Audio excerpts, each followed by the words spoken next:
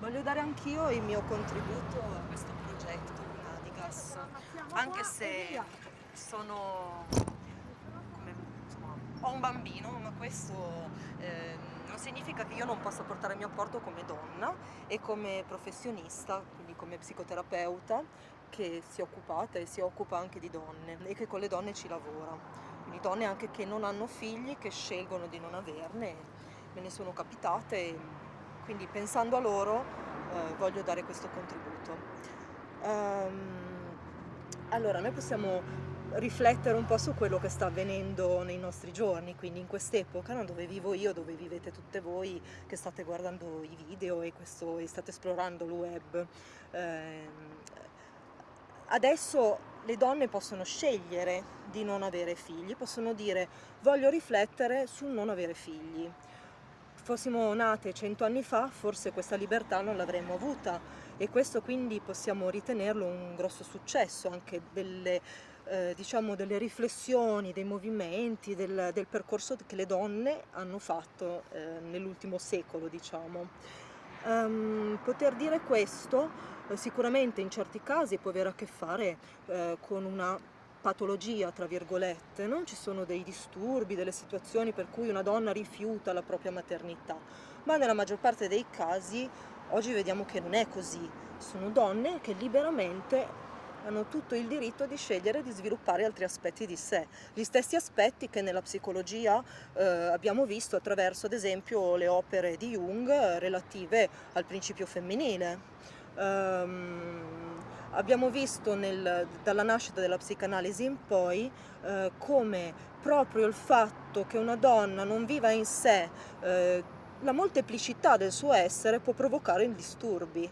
Certo, non bisogna essere forse unilaterali, nel senso, così come il materno è stato nei secoli, negli ultimi sicuramente, un po' in pole position, no? Nella lista degli archetipi del femminile, per cui passando ovviamente attraverso tutte le sfumature, quindi l'osannare la madre e il denigrare la stessa, no? Quindi con gli aspetti di luce ed ombra connessi alla figura femminile materna. Però appunto, abbiamo anche avuto la possibilità di sviluppare diverse alternative alla maternità, no? Quindi il poter creare e sviluppare il proprio percorso individuativo anche attraverso una creatività, un'opera letteraria, un lavoro che piace. Quindi le donne in questo senso hanno avuto la possibilità di sperimentarsi qui in Occidente in certe condizioni culturali e soprattutto magari anche economiche, certo. Adesso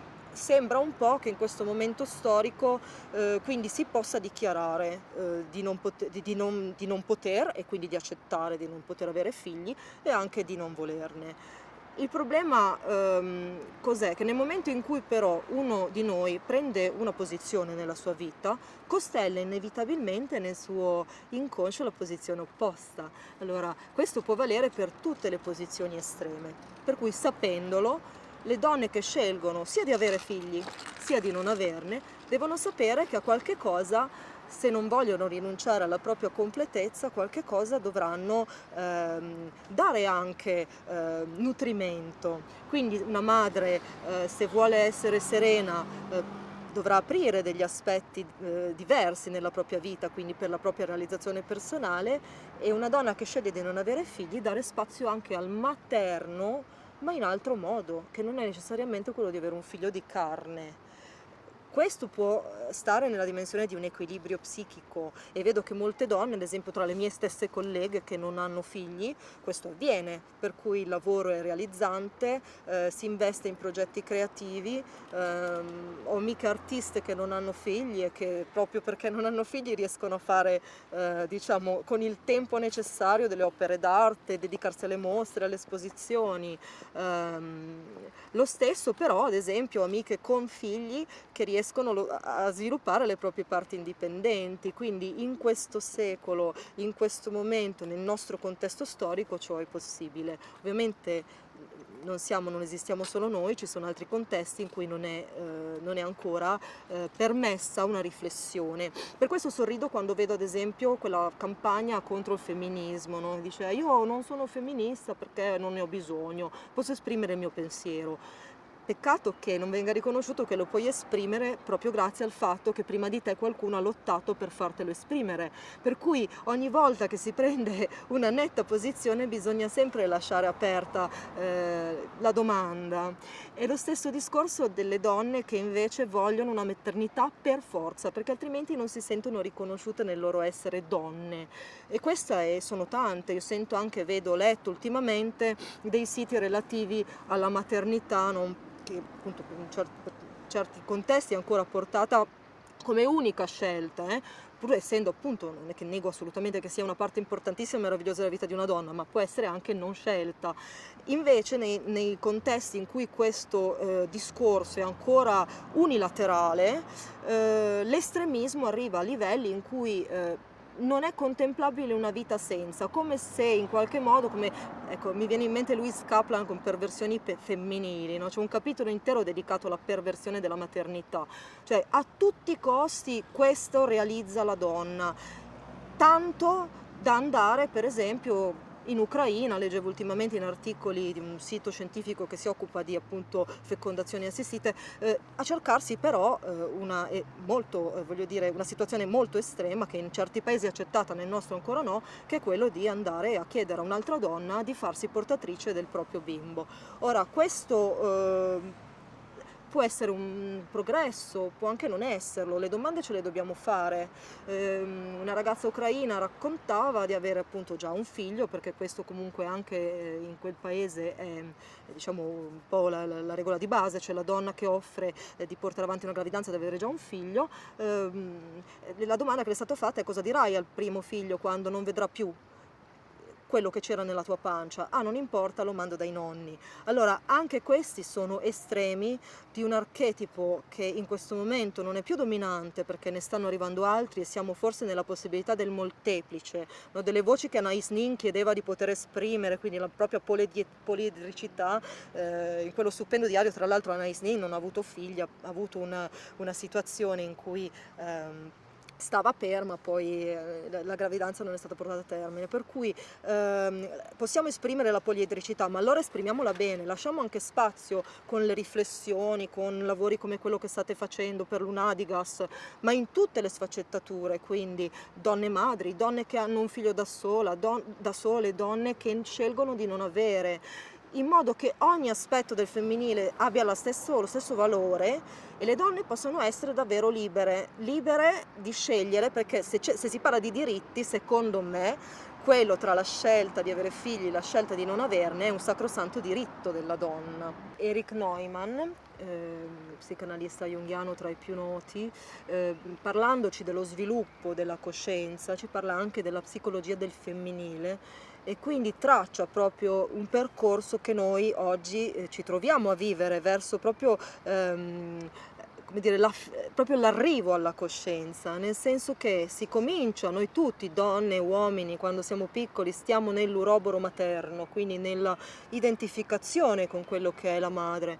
Poi per crescere, per differenziarci, il percorso ci spinge ad affrontare, noi donne, il diverso da noi, quindi il padre, la figura del maschile, comunque se non c'è un padre a disposizione, no? Perché poi dipende appunto dello sviluppo di ogni donna, ma sicuramente diciamo a livello culturale noi abbiamo modelli di riferimento del maschile. Poi però per ritrovare noi stesse, inevitabilmente, questo ce l'hanno anche mostrato i movimenti femministi, no? Che uscivano dal patriarcato e da quello che in qualche modo veniva imposto, no? Sia da donne, da uomini, ma nel sistema culturale patriarcale, che non vuol dire uomo, alle donne, per cui uscendo da questo sistema ritorniamo al femminile, la nostra coscienza ci spinge lì, quindi ritorniamo a fare i conti con la madre, il che non significa ritornare a fare le scelte che ha fatto la madre, anzi vuol dire potersi aprire alla ricchezza delle sfumature del femminile, delle sfaccettature del femminile, questo a livello psicologico. La situazione quindi oggi, no, insomma, guardando, esplorando Lunadigas, pensavo anche di incominciare a riflettere, di scrivere qualcosa anche rispetto, se posso anche citare il vostro sito, mi piacerebbe molto, perché ogni anno apro un blog e lo chiudo nel mese di dicembre, lo apro a gennaio e lo chiudo a dicembre. Il progetto di quest'anno, che è artistico, quindi con i disegni, illustrazioni mie e letterario, è anche di riflessione psicologica, si chiama Manuali di Emblematica. È un blog su cui ogni giorno scrivo una piccola riflessione. Quest'anno è dedicata alle donne. Le donne e tutte le sfumature, sfaccettature, no, che sono tantissime, di quello che riguarda la vita, no, la vita quotidiana, quindi anche le relazioni tra amiche, tra persone che si conoscono, anche delle riflessioni rispetto al percorso professionale, clinico, mio, di Valeria Bianchimian, e poi anche un'analisi un po' della simbologia, dell'archetipo del femminile in tutte le sfumature e sfaccettature di questo archetipo. Per esempio mi occupo da 20 anni circa, sì, di arcani maggiori e minori, quindi della simbologia delle carte. Ho condotto dei laboratori nelle librerie, in studio, facendo conoscere, esplorare le immagini, sempre con l'occhio attento comunque alle figure maschili e femminili presenti nelle carte, alle persone che non avevano mai approcciato queste immagini. Negli arcani maggiori, quindi nelle 22 lame dei tarocchi, sono presenti tantissime figure femminili, altrettante maschili, ma quelle femminili ci offrono una bella variegata possibilità di scelta, nel senso che se pensiamo alla papessa, la classica papessa che in certe interpretazioni viene identificata come un femminile rigido, poco fecondo, quindi sterile, la famigerata sterilità, in realtà la papessa è semplicemente una figura in attesa, come se fosse in perenne gestazione. Se la guardiamo dal punto di vista psicologico, è quell'aspetto di noi che ci permette di contenere un'idea, no? Quindi il famoso vaso alchimistico della trasformazione. Il fatto che noi donne siamo quel vaso naturale non significa che l'espressione alchemica nella nostra esistenza di quel vaso debba essere necessariamente un prodotto umano. Potrebbe benissimo essere un prodotto creativo della nostra psiche multiforme. La papessa è il primo passo, l'imperatrice esprime questa molteplicità, proprio espressiva, ecco, possiamo definire l'imperatrice. Pensiamo alla natura quando viene bloccata da un cancello, ma l'albero ad esempio ha intenzione di passare oltre, spacca il cancello.